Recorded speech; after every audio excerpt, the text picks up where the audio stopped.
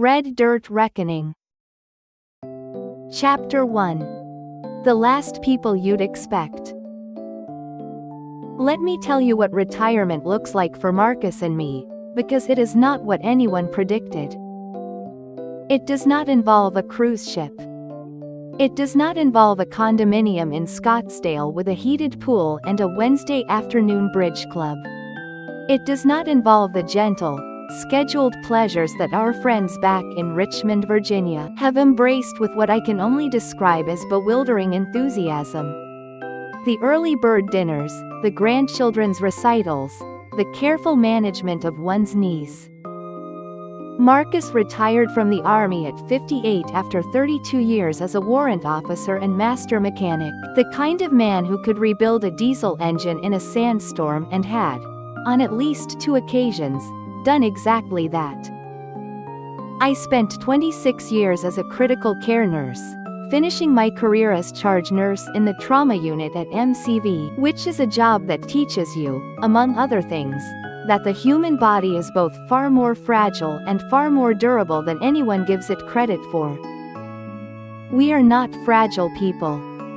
We are not, as Marcus says, built for deck chairs. So when our daughter sent us the brochure for the Ironstone Outback expedition, 12 days, small group, deep into the Australian interior in a fleet of land cruisers, covering territory that most tourists never see and some never leave, we looked at it across the kitchen table and said, simultaneously and without hesitation, yes. This is relevant context for what followed. I want you to understand that we knew, going in, that the Australian Outback is not forgiving. We had read the materials. We had done the preparation. We had bought the right boots and the wide-brimmed hats and the UV-blocking shirts. And Marcus had spent 3 evenings studying the topography of the South Australian interior, with the focused attention of a man planning a military operation, which is essentially what he had been doing his whole career. We knew the risks. We simply could not have known which of those risks was going to arrive first, or in what form. There were 8 of us on the expedition, plus our guide. We met at the staging depot outside Port Augusta on a Tuesday morning in late May, when the Outback autumn is as good as it gets. Hot, but not lethally so, the sky a blue so deep and absolute it looks painted. The vehicles were magnificent. 3 high-clearance Land Cruiser 79 series, fully equipped with recovery gear, water tanks, and communication equipment. The kind of setup that says we have thought about what can go wrong. Our guide was a rangy, sun-cured man of about 50 named Cole Harrigan, who had the eyes of someone who has spent 3 decades reading landscapes rather than people, and had, consequently, become quite good at both. He shook hands firmly, made no unnecessary conversation, and had us sorted into vehicles and briefed on emergency protocols within 40 minutes. I liked him immediately. The other tour members assembled around us in the morning heat. There was an English couple. Retired teachers from Bristol, cheerful and sensible, wearing matching adventure hats that I admired without irony. There was a pair of sisters from New Zealand, both in their mid-60s, who were working through a bucket list they had drawn up after one of them survived breast cancer. There was a tall, quiet Australian man in his 70s named Stan, who told us he'd grown up 200 miles north of here and had come back to see it one more time before his hips gave out completely. He said this without self-pity, with the particular equanimity of someone who has made peace with the body's slow negotiations. And there was the man who introduced himself as Robert Carver. He was American. East Coast, by his accent. 55, perhaps, with the careful grooming and expensive casual wear of someone who, until recently, had been accustomed to being looked at. He was fit, handsome in an angular way, and he smiled easily and often without the smile ever quite reaching his eyes. He said he was a retired financial consultant from New York. He said he had always wanted to see the Outback. He said all the right things in the right order. And I noticed, without articulating why I noticed, that he was very good at answering questions without actually providing information. Marcus noticed too. We exchanged a look over the roof of the Land Cruiser. The particular look that 27 years of marriage has compressed into a single glance. Keep an eye on that one. But the morning was beautiful, and the road north dissolved into ochre and silence, and for the first 4 days, the expedition was everything the brochure had promised. We saw country that made me understand, viscerally, why people speak of landscape as something that gets into your blood. The Flinders Ranges at dusk, red and ancient and creased with shadow. A dry salt lake at noon, blindingly white, so flat and vast that the horizon curved visibly at its edges.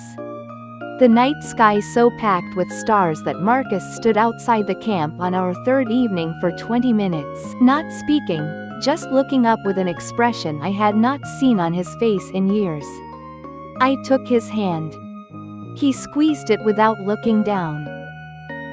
On the morning of the 5th day, Cole Harrigan collapsed beside the lead vehicle while running through the pre-departure checks. Chapter 2. What skills are actually for?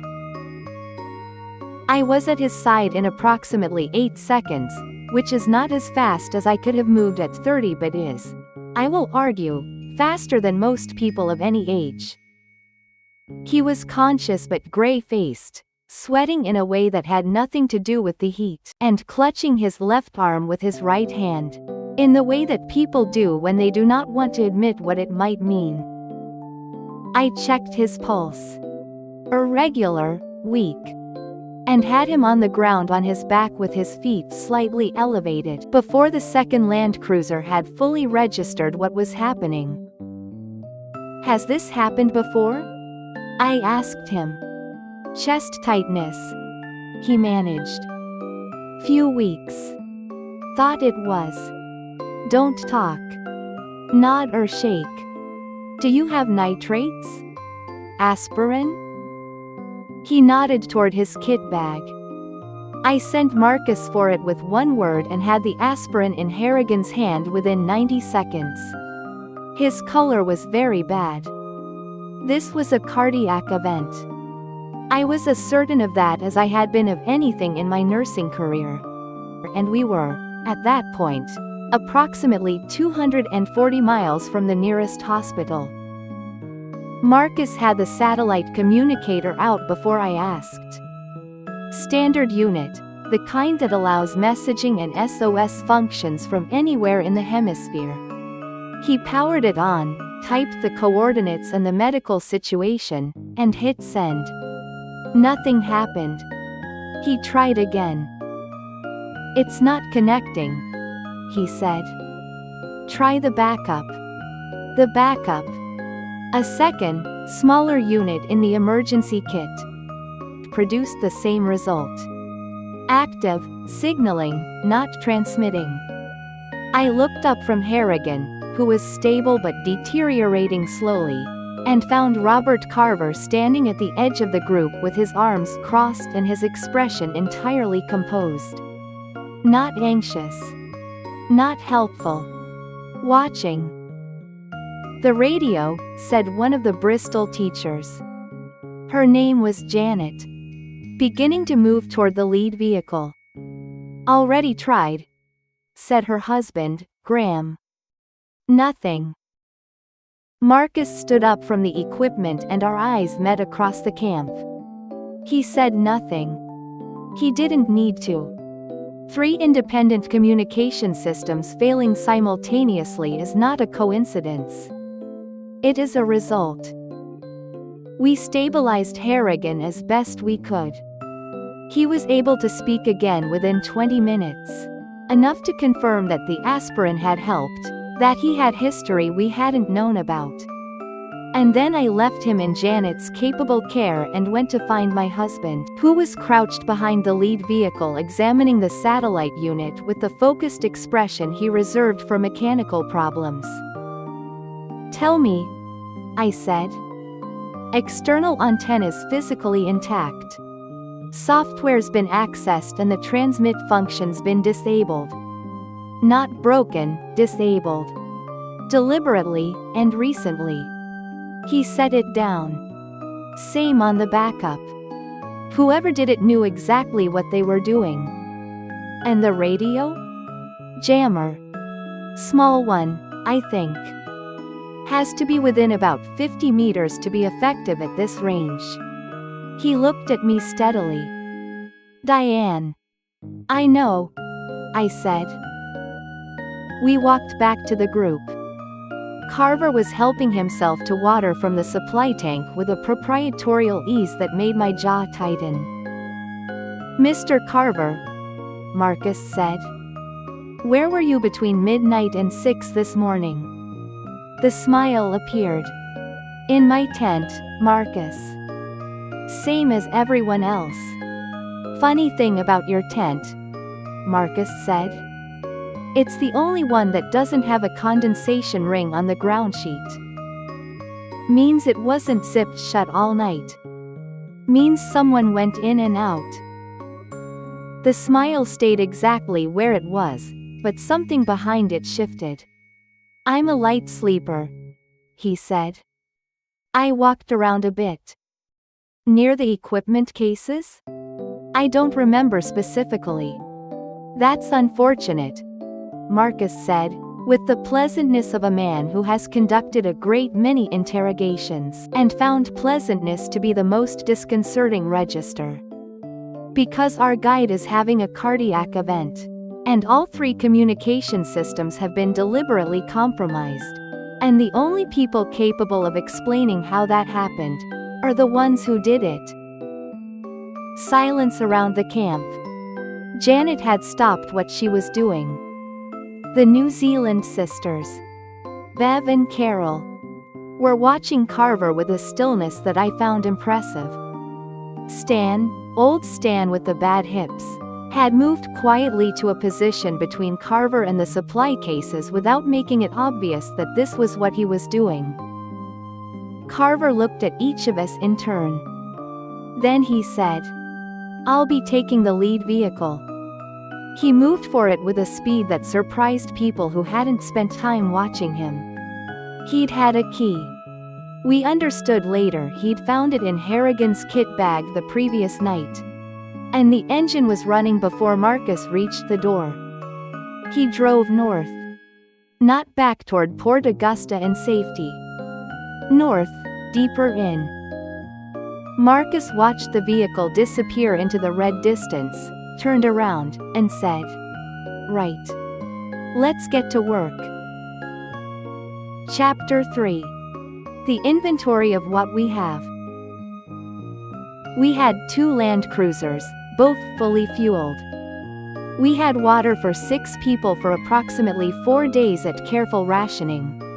We had been running at 9 people, and Carver had not taken any of the supply, either from oversight or because he didn't care about our survival, which amounted to the same thing. We had a medical kit that was, by my professional standards, excellent. We had food for a week. We had shelter, tools, recovery gear, and 3 fire extinguishers. We did not have working communications. We did not have GPS.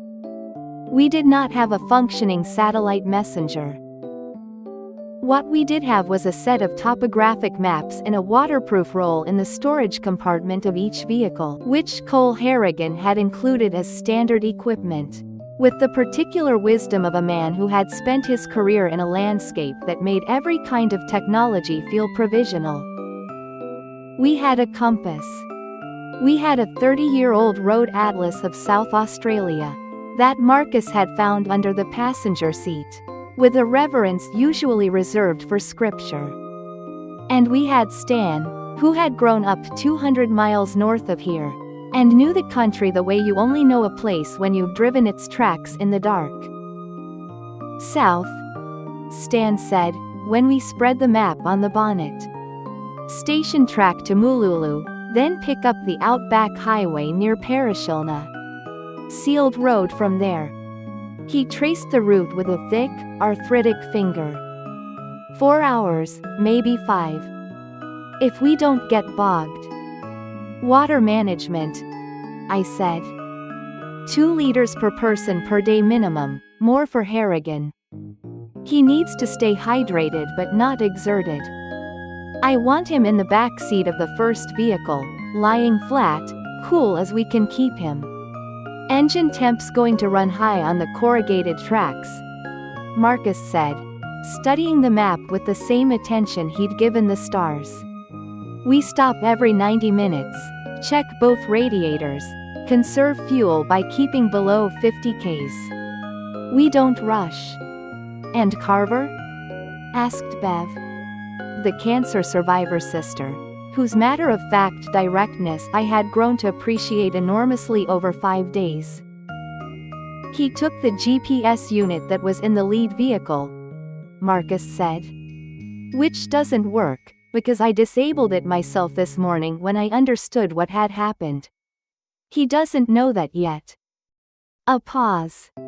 He also doesn't have the maps. He has a dead GPS, a full tank of fuel, and no meaningful idea of where he is, beyond what he can see from the vehicle. He'll figure that out soon enough, said Graham. Yes. Marcus agreed. Which is when he becomes dangerous in a different way. A man in the outback with no navigation and no water source tends to make poor decisions quickly. He folded the map with practiced efficiency. We need to be well south before he works out that north was the wrong direction. Harrigan, from the back seat, said weakly. My wife always said I was too organized. Your wife was wrong, I told him. We loaded up in 40 minutes. Marcus drove the lead vehicle with Stan navigating from the passenger seat, the old road atlas open on his knees and the compass on the dashboard like something from another century. I was in the back with Harrigan, monitoring his pulse and color at regular intervals, keeping him talking enough to track his consciousness without tiring him. Janet sat behind Marcus and handed back water and kept a quiet, steady commentary running. She had been a secondary school teacher for 35 years, and had the ability to maintain calm in a group through sheer force of reasonable voice that I found genuinely remarkable. Graham drove the second vehicle with Bev and Carol. We moved south through the red country in a convoy of 2. Dust rising behind us in the still air, the sun climbing toward noon and the temperature lifting with it. The tracks were corrugated and unpredictable, smooth gravel giving way without warning to deep rutted clay, to rocky crossings where Marcus navigated the approach angles with a precision that reminded me, not for the first time, why I had married a man who understood how machines behaved under stress. 90 minutes in, we stopped at a dry creek crossing for the radiator check. Marcus was under the bonnet of both vehicles within 2 minutes, his hands moving with the unself-conscious competence of someone for whom mechanical systems are a language. We've got a slow seep on the second vehicle's upper hose, he said. Not critical yet. I can sleeve it with the repair tape from the kit and it'll hold to the highway. Do it, I said. While he worked, I walked to the top of the creek bank and looked north. The landscape was immense and empty and achingly beautiful. Red dunes, low scrub, the occasional ancient gum tree white-trunked and resilient along the dry watercourse. Somewhere out there, Robert Carver was realizing that his GPS showed nothing but the slow, patient pulse of a unit no longer talking to anything. I wondered about him. Not with sympathy exactly. It was too soon for sympathy, and there was a man with cardiac compromise in the back seat of my vehicle. But with the clinical curiosity that 30 years of nursing had given me about human behavior under extreme pressure.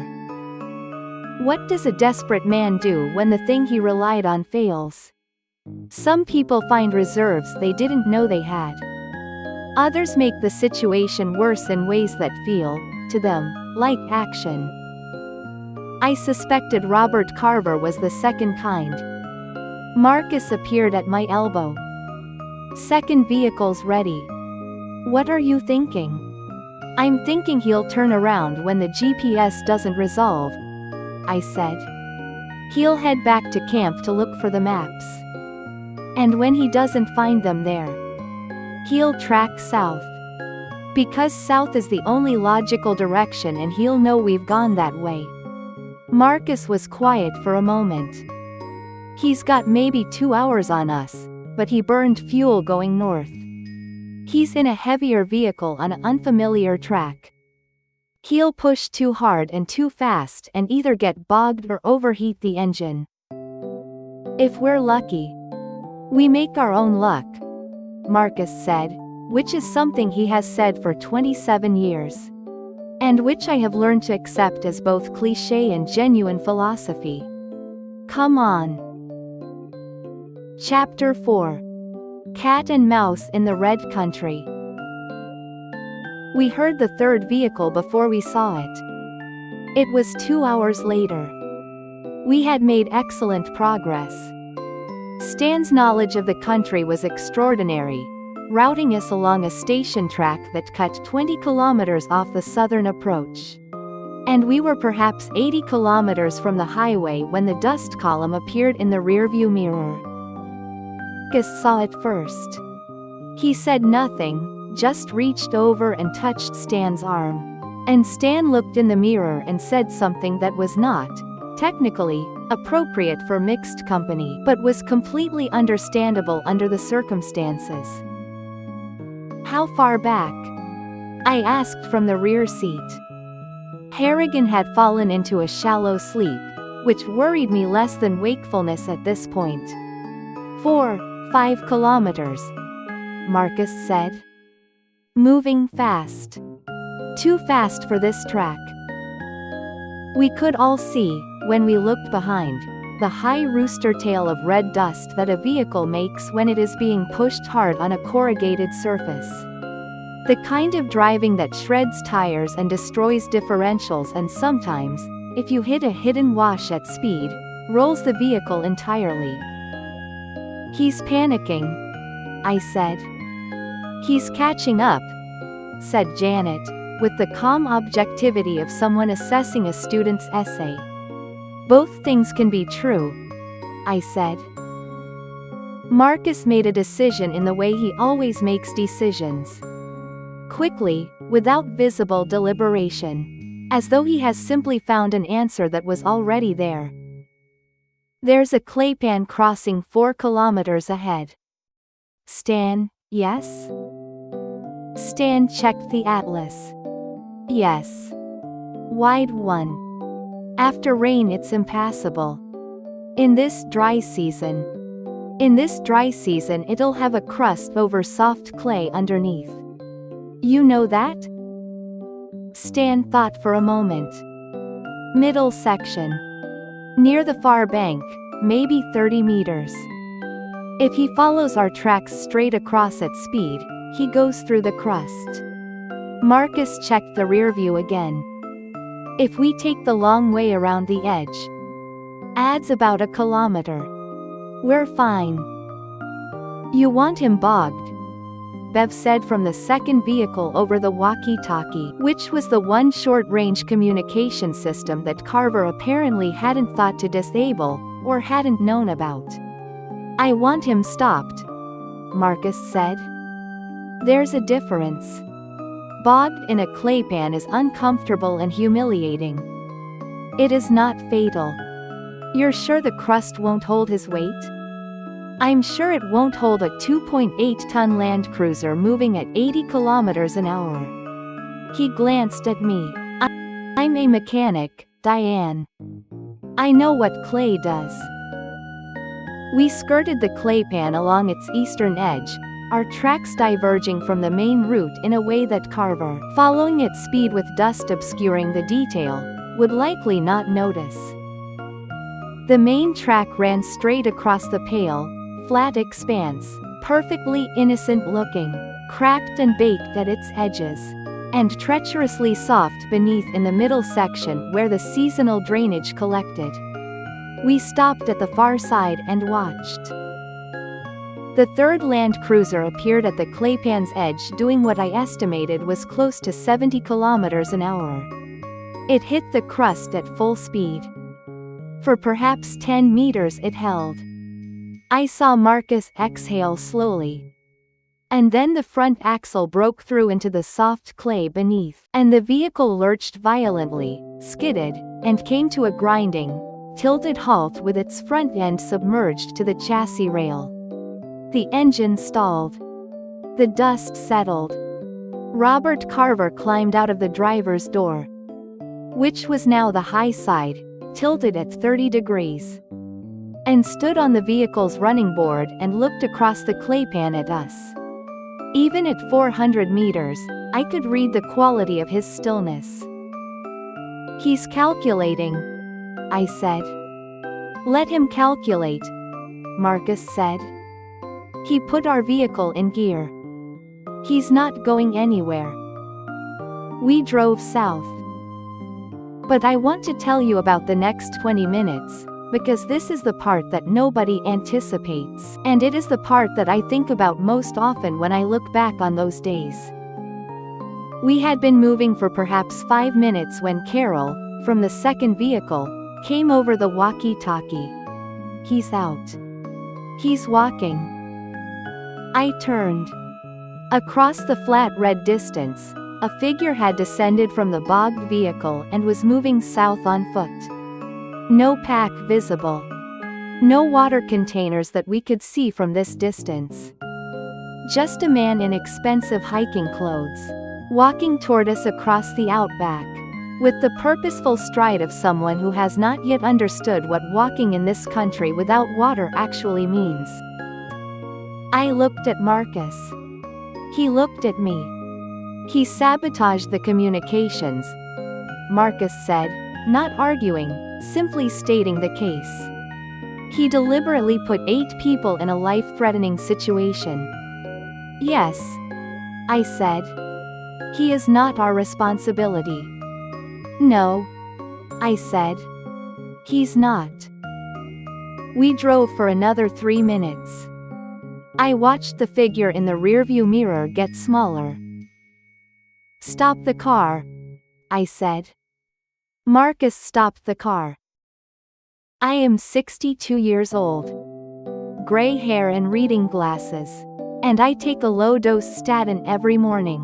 And my right knee has been unreliable since a fall on a wet hospital floor in 2019.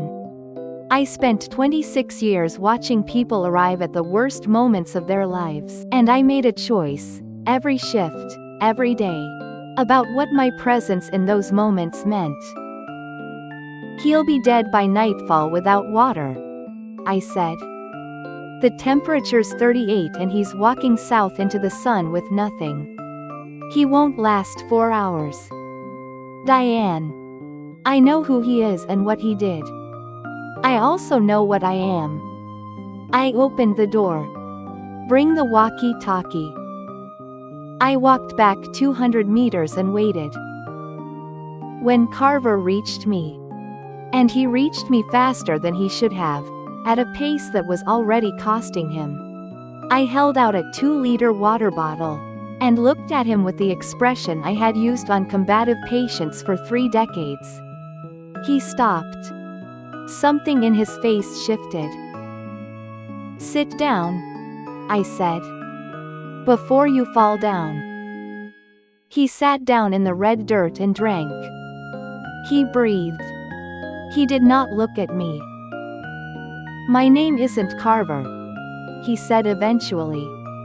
"I know," I said. "Drink more water. Not too fast." They were going to arrest me at Sydney Airport. I had 3 days before the warrant went international. A pause. This seemed like a way to disappear for a while. Into the Australian Outback, I said. I wasn't thinking clearly. No. I agreed. You weren't. Marcus appeared beside me. He had our length of recovery rope coiled over one shoulder, and he looked at the man sitting in the dirt with a flat, professional assessment that I recognized from the way he had looked at broken equipment in the field. Identifying the problem, determining what could be salvaged and what couldn't. Get up, Marcus said. You're riding in the back of our vehicle. You will not touch any equipment, any controls, or any other member of this group. If you do, I will secure you to the roof rack for the remainder of the journey, and you will arrive in Parashilna looking like a badly packed tent. He paused. Are we understood? Robert Carver, whoever he actually was, looked at Marcus for a long moment. Then he nodded. One more thing, Marcus said. He picked up a fist-sized rock from the red earth and placed it carefully on a flat stone by the track. Then he walked back to the vehicle. I looked at the rock, puzzled for a moment, and then understood. A waypoint marker, old style, for whatever search party eventually came looking for the bogged vehicle. A habit from 30 years in the field. The kind of thing you do automatically when you've spent a career in places where small markers mean the difference between found and not found. I thought, not for the first time, that I had married the right person. Chapter 5. The Things That Carry You Through.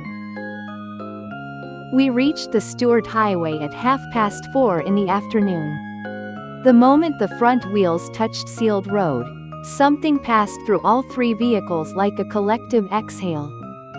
6 good people and one very quiet criminal. And Harrigan in the back still worrying me with his color, which had not improved sufficiently in the past 2 hours. I had been monitoring him closely enough that I could tell you his average heart rate in 15-minute intervals, and the precise quality of change in his skin temperature since noon. Don't relax yet, I told the group over the walkie-talkie, though I was partly telling myself. Harrigan needs a hospital and we're still 90 minutes from Port Augusta. Marcus drove the highway section at 110 kilometers per hour, with the focused economy of movement he brought to everything mechanical. And I sat in the back with Harrigan and talked to him about his family. He had 2 daughters and a grandchild he hadn't met yet, due in October. Because the most important thing in those circumstances is to keep a cardiac patient conscious and calm, and people are almost always calmed by the thought of the people they love. Carver sat in the rear cargo area behind the back seat, leaning against the wheel well, saying nothing. Janet had given him water and a biscuit without speaking to him, which I thought was admirably humane and socially precise. The hospital in Port Augusta was small and fast and excellent. They had Harrigan on a monitor within 4 minutes of our arrival, and were talking about airlifting him to Adelaide within 20. The cardiologist on duty, a young woman who couldn't have been more than 35, and who moved with the brisk confidence of someone who had made this particular call many times, came and found me in the waiting area. You're the nurse? She said. Retired, I said. Good call on the aspirin. Good call on everything, actually. He's stable. He'll need a stent, probably 2, but he's going to be fine. She looked at me with a kind of collegial directness that I recognized and appreciated. He said you kept him talking about his grandchild. Due in October, I said. He'll make October. She smiled briefly. Get some water. You look like you've been in the sun all day. The South Australian police arrived at the hospital 40 minutes after we did. Someone, we later learned, had picked up our convoy on a station camera north of Parashilna and called it in. Because 2 land cruisers and a cloud of emergency energy apparently read as a situation worth investigating even from a distance. The officer in charge was a senior constable named Trevorrow, a large, unhurried woman, who had the manner of someone who had seen every kind of trouble the Outback could produce, and had not been surprised by any of it for years. She sat with Marcus and me in the hospital canteen and listened to the full account without interruption, making occasional notes. When we finished, she was quiet for a moment. "The man in the cargo area," she said. "Still in the vehicle," Marcus said. "He hasn't tried to leave." "Why not?" Marcus considered this. "I think he's tired," he said finally. "I think he's been running for a while and he's tired." Trevorrow nodded slowly. "The GPS sabotage is a federal matter. That'll go to the Australian Federal Police. The warrant on him is American, so there'll be extradition paperwork." She closed her notebook. "You two did well." "We did what needed doing," I said. "That's the same thing," she said. We stayed in Port Augusta for 2 nights, in a motel that was clean and air-conditioned, and had a dinner menu that included a beef pie that Marcus declared the finest thing he had eaten in 20 years. He was slightly delirious with exhaustion when he said this, but I didn't argue. The group assembled for dinner on the second night. All 6 of us, minus Carver and Harrigan, who was already in Adelaide and recovering with the brisk efficiency of a man who had been given excellent reasons to stay alive. Stan brought a bottle of South Australian Shiraz. A very good one, from a winery near his hometown, which he had somehow had in his kit bag for the entire trip. The Bristol teachers, Janet and Graham, arrived hand in hand, which I had not seen them do once during the expedition, and which seemed right. Bev, who had survived cancer and was therefore philosophically equipped for most things, raised her glass and said, "To the 2 Americans who didn't panic." "To the team that didn't need to," Marcus said. We drank. Outside, the evening was warm and blue, and the Flinders Ranges were just visible to the north, pink in the last light, ancient and composed. "Will you go home now?" Carol asked me. I looked at Marcus across the table. He had the beginnings of a sunburn across his nose, and his hair was full of red dust despite 2 showers. And he was looking back at me with the particular expression he'd worn for 27 years. Attentive, direct, slightly amused, entirely present. "Eventually," I said. "We've got 3 weeks left on the visa." "After this," Graham said, carefully, "you still want to." "More than before," I said. Which was the truth, and I want to explain why, because I think it matters. There is a version of getting older that is about subtraction. About the gradual retirement from things, the trading of effort for ease, the sensible and incremental reduction of risk that is, in its way, entirely rational. There is nothing wrong with it. I do not mean to be unkind about the bridge clubs and the heated pools and the cruise ships. People find what sustains them. But there is another version. And that version is about the discovery, or the confirmation, in our case, that the things you have accumulated over decades of difficult work are not just memories or qualifications. They are tools. They are current and usable and real. Marcus's hands in that engine bay were the same hands that had kept machines running in conditions I cannot describe on a page. My voice at Harrigan's side was the same voice. that had talked frightened people through the worst moments of their lives in a trauma unit in Richmond, Virginia.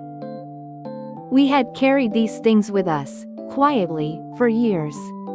We had not known. I had not known how completely they would hold the young members of the tour. There were none, actually. We were all of an age. But the tech-dependent members, the ones whose first instinct had been to look at dead screens and feel helpless. I am not judging them. The screen dark panic is universal and understandable. But watching it, and then watching it resolve when someone said "here is what we do next," was a reminder that experience is not nothing. That the accumulation of hard years in difficult rooms is not just history. It is infrastructure. We flew to Tasmania 4 days later, rented a small car, and spent 10 days driving the west coast in the rain. Marcus found a mechanic's supply shop in Strahan, and spent 45 minutes in quiet conversation with the owner about differential repair techniques for the local terrain, coming out with a paper bag of small tools he absolutely did not need and a look of deep satisfaction.